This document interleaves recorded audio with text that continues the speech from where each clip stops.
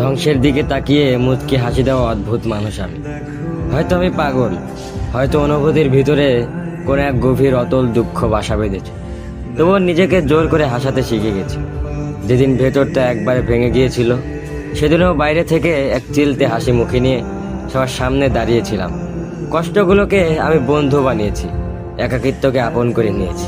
মানুষ ভাবে আমি হয়তো সুখী, শক্ত, নির্লিপ্ত, কিন্তু তারা জানে না প্রতি রাত আমার এক একটা লড়াই।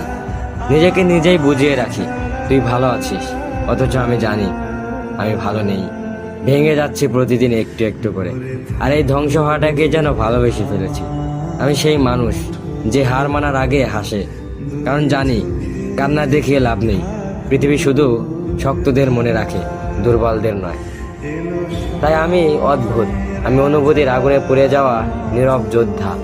আমার জীবন কোনো সুখের গল্প নয়, এটা নিঃশব্দ বিপ্লব, যেখানে হাসির আড়ালে লুকানো থাকে হাজারো না বলা কথা, ভাঙা স্বপ্ন, হারিয়ে যাওয়া আমি।